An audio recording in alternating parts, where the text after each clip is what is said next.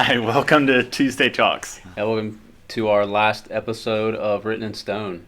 Yeah, it's going to be good. It's been a good series going through the Ten Mm-hmm. Commandments and kind of getting to see a little bit more of what is going on in these 10 simple rules and laws that we receive from God.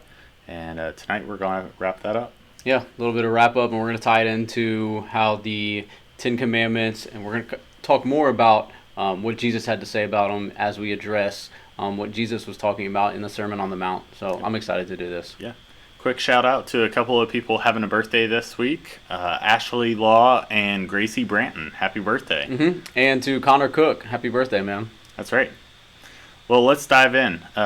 We've got let me see, having a little bit of an issue with our streaming, so hopefully that'll clear up. Well, go ahead and get us started. Yeah. So Ten Commandments, what we talked about as we kind of addressed them in two different categories. So the first four commandments talked about our relationship or our obedience in our relationship to God. So the first four commandments really deal with that vertical relationship of us to God. And then the following the last six of the Ten Commandments really deal with that horizontal relationship, person to person. So you can think of the first four is our relationship to God, and then the next six is our relationship with other people. Mm-hmm.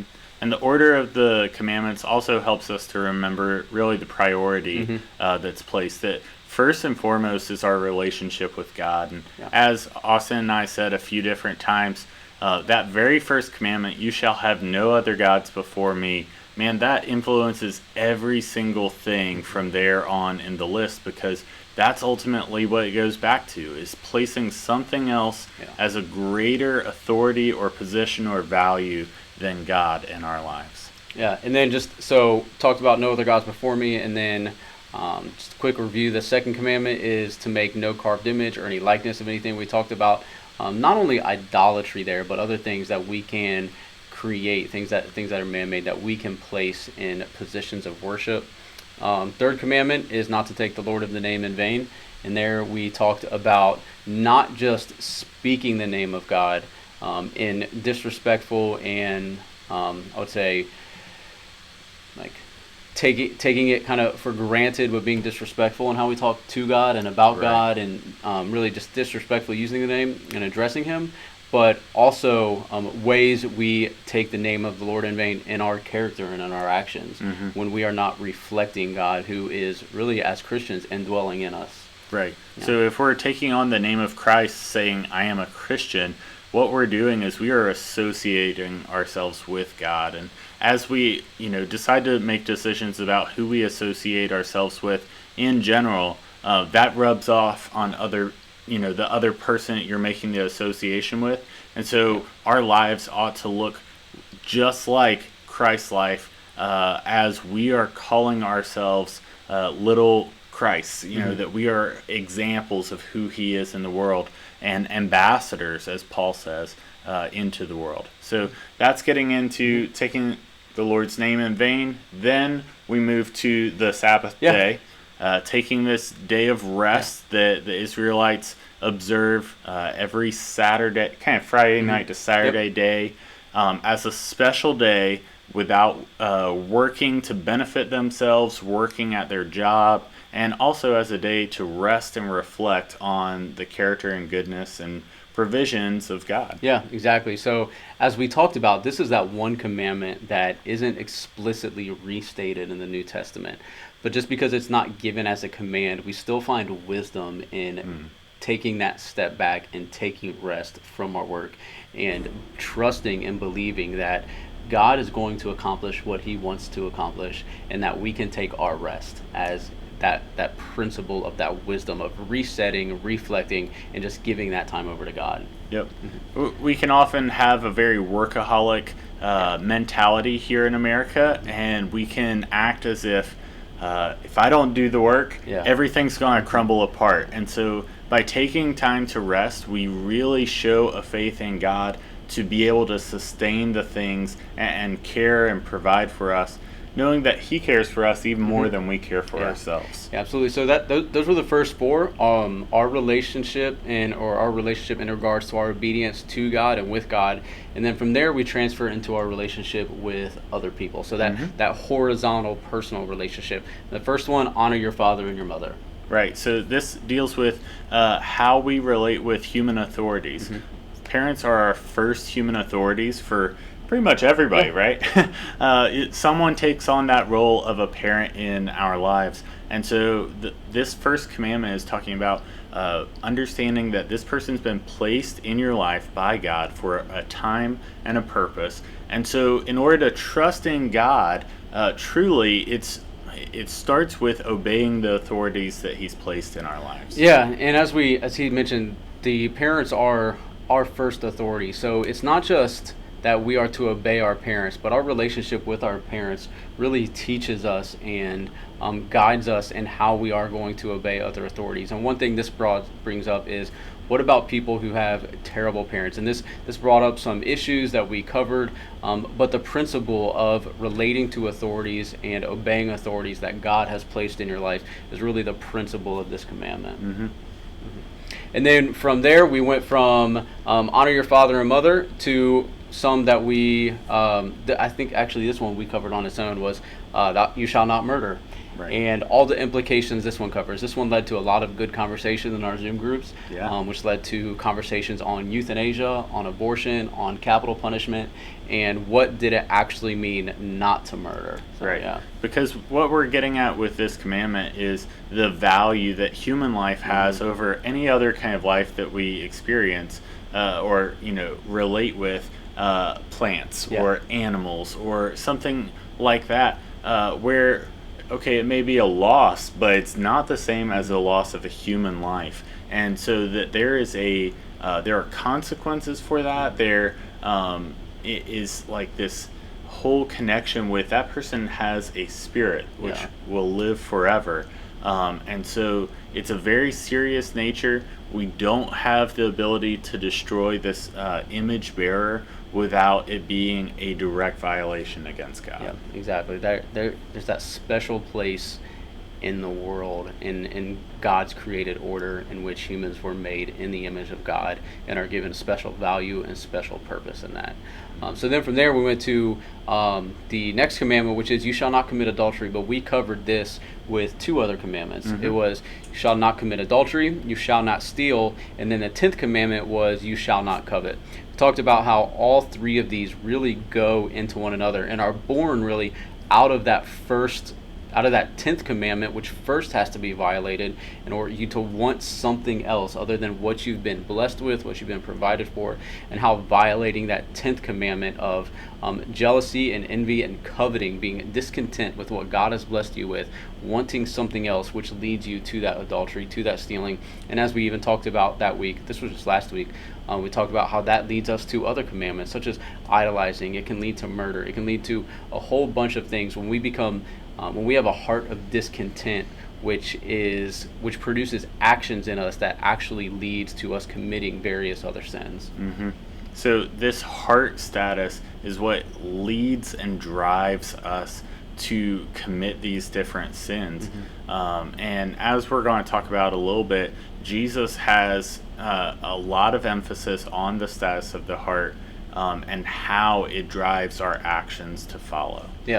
Yeah, so what we're really going to talk about tonight is that heart condition and what Jesus talked about. But before we get to that, there was that one last commandment that we had not covered yet, and it was not to bear false witness against your neighbor.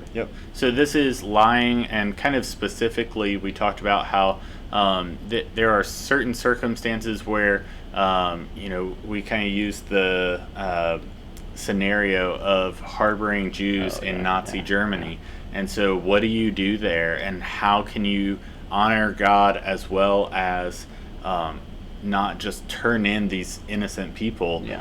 So we talked about there may be scenarios in your life where saying everything you know is not the best decision, but this commandment's getting after bearing false witness against your neighbor, which is speaking untruth in manners that are harmful to someone else.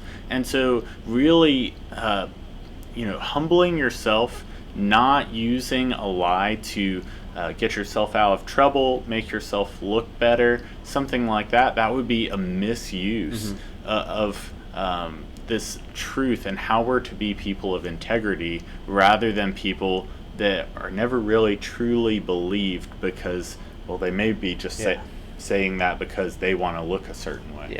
Yeah. So as he mentioned, it's really kind of that falsely disparaging the character of another person when it's really unwarranted, but you're doing it, and often this happens because you're doing it in a way you think maybe if I tear down this person, this is going to make me look a little bit better. And so this is not attacking the character and the integrity of another person when it's unwarranted, and even when it is, it's going to that person and doing so. Yep. So as we really transition from the 10 Commandments and we get into, okay, so why are these still important? What did Jesus have to say about these? So again, real quick, just the first 4 in relationship to God, the second 6, our relationship to other people. Why do these still apply today? Yeah, so these 10 Commandments are really principles for us to understand are timeless in nature. And so these are laws that really reveal to us about how God desires for people to live and how He's designed them to live. And so these are things that are reinforced in the New Testament. By and large, even the Sabbath, as we said, is not directly said, but there's a lot that the New Testament tells us about having our rest in Christ and not just work, not being worried about what's going to happen tomorrow, but being satisfied in the time that God has placed us. So we understand this, but many of those things are reinforced in the New Testament directly, and some are even said, like we said in the Sermon on the Mount, by Jesus himself, as he not only takes the commandment and reinforces it, but he really takes it to another level. Yeah, he kind of adds on to it and takes it even deeper. So before we get into the Sermon on the Mount, when he addressed them, what we saw Jesus do when he gave us the greatest commandment. When he gave us the greatest commandment, when the Pharisees confronted him and asked him which commandment is the greatest, he said, love the Lord your God with all your heart, with all your soul. And then the second commandment is like this. It is to love your neighbor as yourself, which that goes to show us the 2 categories that we've put the commandments in. That's right. It is obey and love God, and it is love and treat other people well. Right. Love them as you would love yourself. So when we see Jesus give us that the new and the greatest commandment, he takes all of the law and breaks it down into 2 very simple commands: love God and love others. But he expands on that when he gives us the Sermon on the Mount, and he addresses very specific issues like divorce, like anger, like murder, when he talks about these things, and he takes them deeper than just actually committing the act, and showing that he's not only concerned about how we act out what is going on, but he's actually concerned about the thoughts that we have. He's concerned about the root of where these actions come from, what's going on in our heart, what's going on in our mind. And he addresses these in the Sermon on the Mount. And Pastor Bill kind of mentioned this recently in one of his messages, going through Mark, about how this man comes up and Jesus tells him, okay, well, these are the things that you need to do to inherit the kingdom of God. And he puts these things in, and he even kind of takes what the whole of the Old Testament is saying and kind of condenses it down to something that was very applicable to this person, that he probably was struggling with his own discontentment with, what would my status be if I gave up everything to follow Jesus? And that was the thing that he struggled with. That was the thing that he could not stop idolizing and having above God in his life. And so Jesus is always dealing with people's hearts, going to that, not just their actions, but actions reflect what's going on. What's going on. Before you act something out, you first have to, it has to be a thought. It has to be in your mind. A thought. We know, what is it? Thoughts lead to words, words lead to actions. And James kind of even reiterates that. But before you act something out, it first has to become a thought. And Jesus wants us to take very careful care of our thoughts, and to know that the implication that our thought life can have, that the really the condition of our hearts is important to Jesus, because he doesn't want our heart to be um, in a condition where we might have an outworking of sin, or an outworking of negative thoughts towards other people, or a heart with a condition of disobedience toward God, or discontent, because discontent is one of the most dangerous heart conditions that a single person could ever have. But he wants us to have a condition of our heart that is obedient to God, that is glorifying to God, that has affection towards God, and that is loving towards other people. We know these 10 commandments, as Pastor Bill even mentioned, it was actually this past Sunday as well, when he's reciting these 10 commandments, and he said, like, Jesus didn't get these wrong when he said, do not defraud. Jesus probably knew what they were, because he was there when he helped write them, which tells us that these commandments are just as applicable to Jesus when he was reiterating them in the New Testament. They existed really before they were given to Moses, which makes them still applicable to today. And Paul talks about that, that, look, the law existed before it was written down. Like, Cain didn't kill and murder Abel, and that wasn't murder just because the law hadn't been written on stone yet.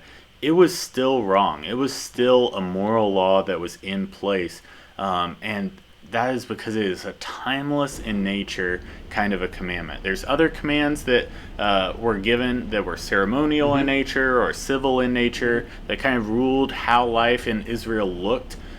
Those things are not applicable during this time. As you know, that's kind of our stance, is that those kinds of things, we don't have to keep up with all of those same kinds of rules. There's 600 something laws in the Old Testament. We don't have to live under those, but these get at the very heart, and they inform so many of our daily decisions. So we have to really embrace them and be looking for how do they impact different areas. Yes, the ethical and the moral implications of the commandments that God has given us, and their reiteration in the New Testament, really just kind of attest to their consistency, but not only that, but their goodness in God giving them to us and revealing them to us. So the guesswork of how does God want us to treat him, and how does God want us to treat others, is really cleared up for us. There's clarification. And what does God want me to do? He wants me to love him, and he wants me to love other people. And then this is how we go about doing that. So let's look at a couple of different instances, maybe in the Sermon on the Mount, and look at how Jesus addresses these things. He kind of starts off in the middle of chapter 5, getting into these different things. He says, "Do not think that I have come to abolish the law or the prophets. I have not come to abolish them, but to fulfill them." So we know Jesus is the perfect fulfillment. Really, the law is describing who Jesus is, that he is the one who perfectly honors his father and mother. He's the one who never makes a carven image of an idol. He's a perfect one who's able to fulfill those laws, really, because the laws are talking about his own character and his own nature. So he hasn't come to abolish those things, but rather to fulfill them perfectly. And then after this, he's going to say, verse 21, "You have heard it was said to those of old, you shall not murder, and whoever murders will be liable to judgment. But I say to you that..." And that's easy. Right. Like, have you ever killed anybody? No, I'm cool. I'm not guilty of murder. What does Jesus have to say about that, though? Yeah, he says, "But I say to you," okay? And this is an authoritative statement saying, okay, I have the right to be able to add to the law and to get at what the law is really saying. He says, "I say to you, everyone who is angry with his brother will be liable to judgment. Whoever insults his brother will be liable to the council, and whoever says, 'You fool,' will be liable to the hell of fire." And then he gets into this whole idea about reconciliation with those that we, have some kind of bitterness toward, or some kind of a heart problem with. And he really says, look, if you're aware of something, you need to go and try and make amends. It's more important to rectify that situation than it is to go and give money at the temple or make a sacrifice or something like that. And that's very much an Old Testament prophetic thing to say, because we see in places like Malachi where the prophet's saying, look, God's not after just your sacrifice. Yeah. He really couldn't care that Yeah. much about the blood of animals. He wants your heart. He wants your worship. And so that is what Jesus is getting at here is, look, don't even come with an animal to sacrifice to cover your sins, because you're just okay with it if you're not doing anything to try to rectify that situation and bring about reconciliation. Yeah. So like that one cuts deep, because if you're saying, if I have anger and resentment towards another person in my heart, then that's like murder. It's like harboring those same feelings towards that person. So what Jesus is saying here, he's saying like, just not killing them is not what I'm after. Like, Right. not murdering somebody is not what this is about. It is about not harboring that resentment and allowing to ruin that relationship. It is not, don't murder, but it is a positive of to reconcile. Yeah. You are to reconcile that relationship. And Jesus modeled this for us perfectly. We were created to have relationship with God. Sin broke that relationship. The only way that relationship could be reconciled was through Jesus. So Jesus, dying on the cross for us, reconciled our relationship to God. So now he's saying, pursue that same reconciliation and repairing that relationship with other people, because you cannot love people like I am calling you to if you're harboring resentment and discontent and anger towards them. That doesn't reflect the character of Christ. And so we ought to be doing everything in our power to bring about those kinds of mending and bringing about mercy in our attitude toward others and being gracious to them as well. Exactly. And then he continues in that next section in verse 27. Yep. So again, he makes this contrast. You have heard it was said, you shall not commit adultery. Yet again, something that they probably went, okay, got that. Got it. But I say to you, everyone who looks at a woman with lustful intent has already committed adultery with her in his heart. And then he says, if your right eye causes you to sin, tear it out and throw it away, for it is better for you to lose one of your members than your whole body be thrown into hell. And he says the same thing about your right hand. Like, if it causes you to sin, cut it off, because it's better for you to lose this thing. So really, he's not saying that in a literal sense. Yeah. He's kind of using hyperbolic exaggeration here. This is how damaging and serious this is. Yeah. I think we've mentioned, I mentioned it last week or maybe a couple weeks ago on a Zoom call with the high school, a book I was recently reading that I just finished, Countercultural by David Platt. And he has a chapter in here in which everyone born has a certain bent towards sexual sin somehow. And Jesus here is saying, like, this is no joke. That sexual sin in your life, those impure thoughts, that lust, kill it at the root. Yeah. It can destroy your life. It can damage you. It has a certain power that once you start going down it, it's going to lead to actions in which reconciliation is incredibly hard. And just not committing adultery, again, is not what he's after. Like we just talked about, not committing murder isn't good enough, but it is to reconcile. Wherein not committing adultery is not specifically what he's after, but don't even lust. Don't give those sexual and impure thoughts in your life that are sinful thoughts, when it is affection for something other than your husband or your wife in a man and woman marriage relationship. Kill those thoughts at the root. Right. And the root idea is such a good illustration here, I think, especially for this, because if you've ever had a garden or anything like that, weeding a garden is one of the most tedious things to do. It's so much easier to go through with a bottle of Roundup and just spray everything, let it all die off. But what ends up happening is it eventually just comes back, right? Yeah. And so when I was a kid, we had a garden, and I would go through and just like pull off the little like green leaves off of the weeds, and was like, all right, it looks great now. But all the roots were still underneath, so in another day or two it'd pop right back up because it's still there. It's still there. And this is how this sin can really live in our lives, is that it can live below the surface where it still exists. It's very much growing. It's very much, I mean, the whole reason you take out weeds is because they can starve the nutrients and whatnot and strangle the roots of good plants that you want to be there. That is what this does in life when it is left unchecked. And that's just like a garden that is left not being weeded, or only having the superficial, like a weed eater come along and cut off everything at the top. It is still there. It's still causing damage. And so if you're someone who is struggling in this area, or you think, hey, nobody knows about this except me, one, know that God knows, obviously. He knows what's going on. But two, don't fool yourself into thinking that there's not a consequence for this just because you're not being caught. There's no one else that seems to be affected by it or something like that.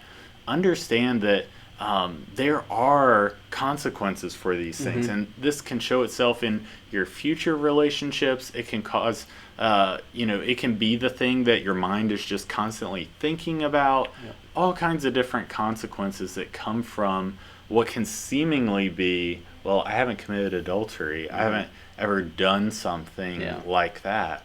But yet, is this allowing of this adulterous heart to continue and not addressing it, and we talk about accountability with someone, having people that are praying for you, encouraging you, asking you how you're doing about this. I mean, this is part of what parents get to make rules, which sounds dumb, but those things help to keep us in check from, okay, if I'm willing to go here today, I'm willing to go here tomorrow, and then, a few months from now, I'm further down the line than I would have ever thought I was capable of going. Yeah, and he killed it when he said addressing that root. If we just go through, and it's true, like when I cut my grass, if I just go through and I just cut my grass on Saturday, and I went through, cut my grass, everything was cool, and then today I've got some like 12-inch tall weeds in my front yard again, dandelions. And like if I go through every couple days and I cut my grass, it looks really good for about 24 48 hours. And for about 24 40 hours, I'm satisfied with it. But eventually those roots are going to come back, just like that sin in our lives. If all we're doing is focusing on behavior modification, if I can just make it look good and not make it look like it is affecting me, if I can keep this hidden and nobody else finds out about it, then I'm going to be okay. But eventually, you're going to have to keep serving it. It's going to keep coming back because my yard, my mulch bed, my garden, there's only so much room in there. There's only so much dirt, so much else. Only so many things can flourish in that. And the more weeds I have, the more negative things that are in there, the more it's going to starve out what is good. Just like in my heart. If my heart is filled with lustful thoughts and negative thoughts and resentment and anger, positive thoughts towards other people, love towards other people, love and obedience towards God is going to be starved out by the negativity that is rooting in my heart and just taking over. Right. And so this is, you have to be able to identify these are the things, whether it's this that we're talking about with lust, whether it's what we just talked about with anger, whether it's something completely different. You've got to be able to identify, and we do that mostly through prayer and spending time in the Word, and asking the Lord, identify these things in my life that I'm maybe unaware of or I'm unwilling right now to open up with someone about, and just allowing God to come in and start pulling out some of those weeds. Because the truth of that is, one, it's dirty work, obviously. Like, it's something that, okay, you can't do this on your own. You've got to have someone else that's helping you out, and that can really be there to help you see a little bit more objectively, instead of yourself where you're like, well, here's why I did that. You can kind of create excuses and reasons. Whereas if you have someone else in your life that's going to help you, you can actually make a lot better headway with it. Yeah, and there are systems, there are programs, there are certain parameters you can place in your life to help keep you accountable. And again, this is one of those things that is so serious, which is Jesus obviously mentions it here, but after murder. Right after murder, yeah, right So after murder. It's a big deal. This is a really big deal, and this is right after murder, and right before he addresses divorce. And when we talked about divorce, we talked about marriage is a relationship that is meant to be for life. Marriage was never meant to have divorce. Marriage is a sacred relationship between a man and a woman. It is the most sacred relationship you are ever going to have with another person. So for lustful thoughts to be sandwiched in between divorce and murder, it's a pretty big deal. Right. It's a really big deal. And then Paul in Romans and then in Corinthians, he reiterates the damage sexual immorality and sexual sin can have on people, and just the ravageness that can go through their life and the toll that it can take on people. Yep. So as we transition a little bit from the sexual sin and the murder and anger, we really have to do an internal just kind of evaluation on what is motivating me to keep the Ten Commandments. Right. Because if I just read Exodus and keep the Ten Commandments, honestly, some of them it looks like it's easy, but then seeing how Jesus kind of repackages them and address them, that no, it's not just outward working issues, but it's issues of the heart, it's condition of the heart. What's our motivation for wanting to follow what Jesus tells us? Yep. And this entire portion in Matthew, going from 5 through 7, is really all kinds of stuff about what is your life built on, what is going on inside of you that then is coming out in the way that you live. And so highly encourage you to read through the entire account. It's 3 chapters. It doesn't take a whole long time to go through. It's called a Sermon on the Mount because it is like a sermon. Yeah. It is one solid teaching that is not, Jesus doesn't take time and go, okay, now I'm going to talk about murder, and then give 7 sentences and then say, now I'm going to talk about lust. This is all connected together. This is one thing to another of, here's what you think about the law, here's what is actually going on, and it's so serious. He says it's worth taking an eye out of your body. It is that corruptive to who we are as people if we just leave it alone. Yep. This sermon, it's the Sermon on the Mount. It's Jesus teaching this group of people, and I've heard it say it makes a lot of preachers today mad because it was probably done in about 15 to 20 minutes, and it's the greatest sermon ever preached. That's right. It's pretty short. You can read the entire Sermon on the Mount in 15 to 20 minutes. Yeah. But yeah, what Jesus was talking about here is, again, that root and that fruit issue. Your root is going to produce fruit in your life. It is. And this is, as Christians, we are called to be disciples who make disciples. I can't remember who I heard say it, but you can teach what you know. If you just know something, you can teach it. But if you're going to make disciples, you're going to make a disciple of what you are. So you teach what you know, but you replicate what you are. If you want to make disciples, you need to be a disciple. You need to be with Jesus. You need to spend time with Jesus. I think it's in Acts 14. I think it's one of the greatest compliments anybody has ever given in the Bible. And it's right after, I think it's Peter and John come out of the council with the Pharisees, and they just spoke with so much boldness and so much confidence that they were the Pharisees were really taken back by that. Yeah, these guys are just fishermen, yeah. And they're speaking they know the scripture and following what after they dismiss them. It says they could tell they had been with Jesus. Yeah.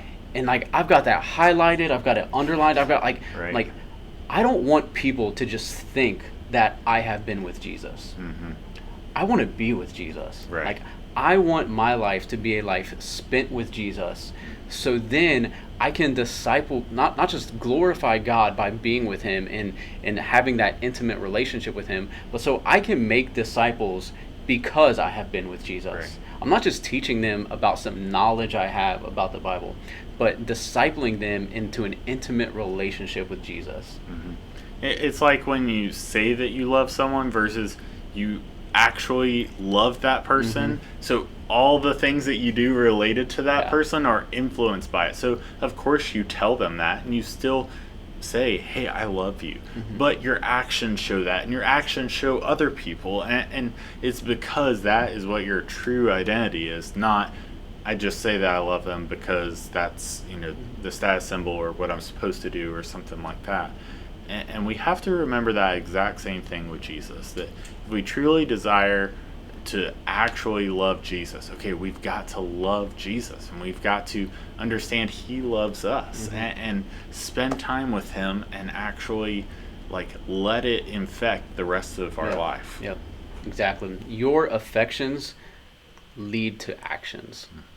And so even if you think it's a secret, nobody else knows about it, it's going to outwork itself into your life, and it's going to manifest somehow.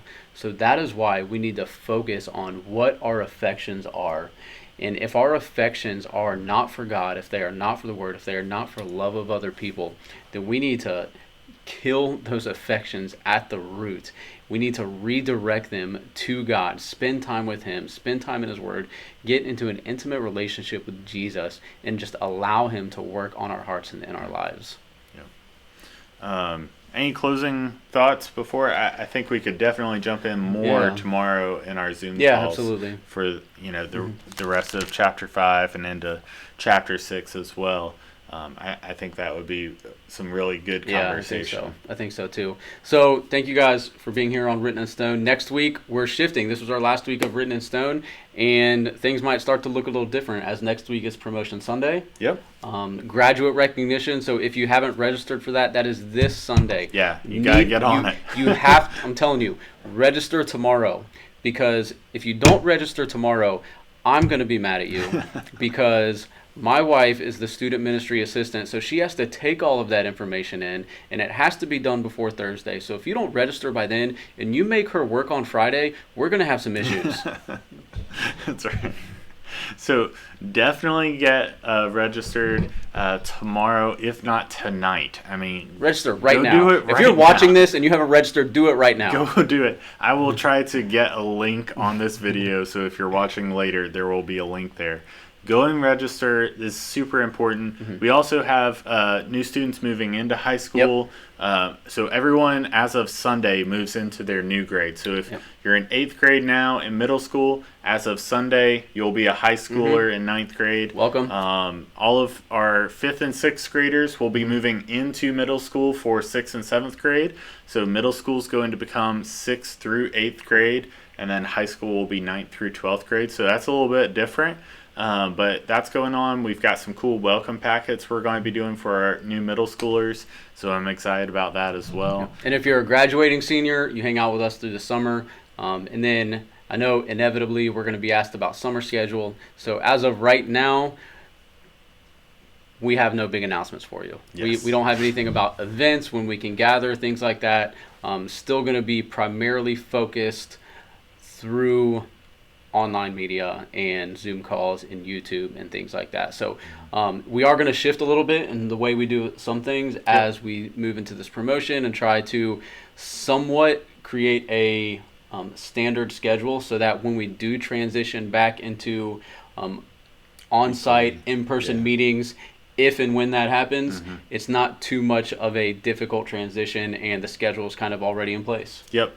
So you'll see a little bit of announcement soon about some new time, new day, stuff like that, for when things are going to be coming out. You may not have all of the different Instagram things throughout the week or something like that, but we'll still be interacting with you guys. We're working on some potential events so that as things are opened up for us to be able to meet, we can start to do that in a responsible way. Yeah. So we have plans, and as soon as our government and leadership and people say we're allowed to do things, we're ready. So we're just waiting for decisions. So just stay tuned for those. Be ready. Be on the lookout, because prayerfully we're hoping we can get back to things as soon as possible. Absolutely.